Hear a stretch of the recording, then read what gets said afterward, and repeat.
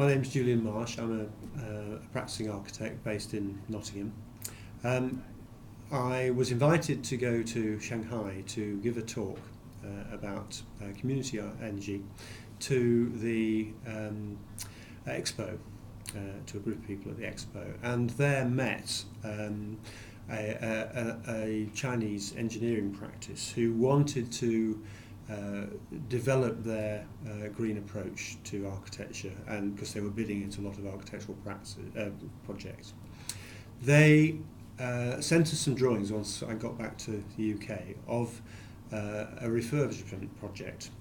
This was a 35-storey existing tower block with a very, very small footprint, which was owned by a Chinese tobacco company, strangely enough. And the idea was that we would see how we could make this into the most energy efficient building possible.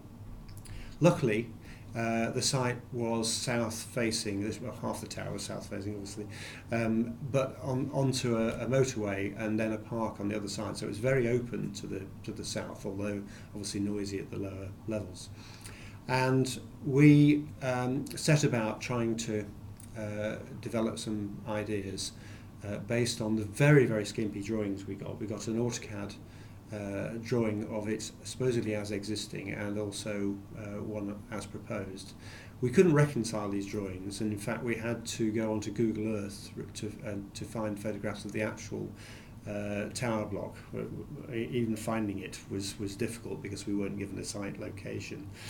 But we finally found that. We managed to make a SketchUp model of the building as it was existing, and then started to look at our proposal as opposed to the proposal that we were sent, which had been prepared by a Chinese architect. We developed a scheme and modelled it thermally, and then I went out to China for a week's work with the company in their offices prior to presenting it to the tobacco company at a big sort of presentation and lunch at the end of the week.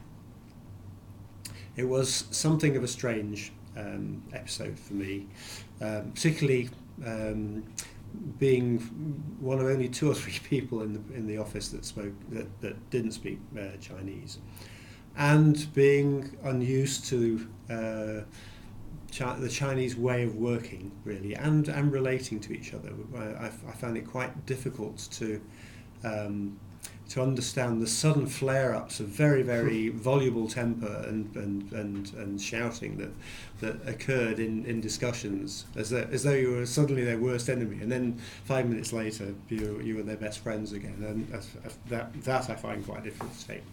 But the most difficult challenge we found in architectural terms was trying to agree over what was important in developing a green building. The engineering company were most concerned over what it looked like and the fact that it could be seen to be green, whereas obviously we were working with the idea that we wanted this building to work to reduce its energy as much as possible, and to stay cool in some fairly hot and humid summer temperatures with as little artificial ventilation as possible, and to generate as much of its own energy as possible, giving its orientation.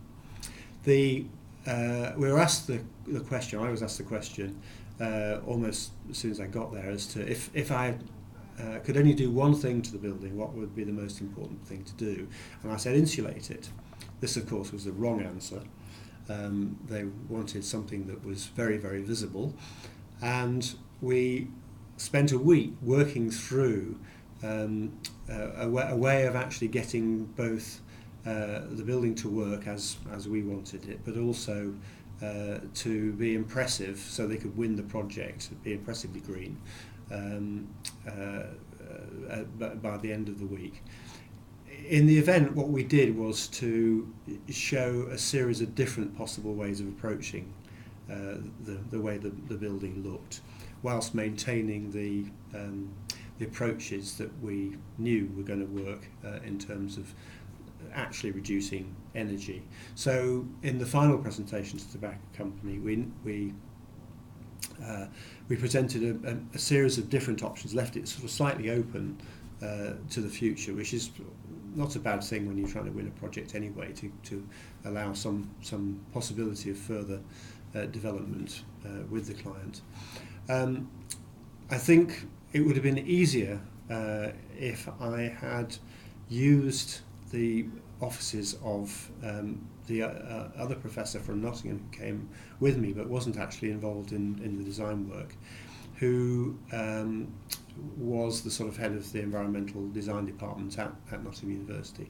If I'd used his offices in support sort of earlier in the week to try and support our arguments for what was really important about making a green building, then I think we'd have probably been more successful in getting the support of the engineering practice more wholeheartedly towards the end of the week. That do?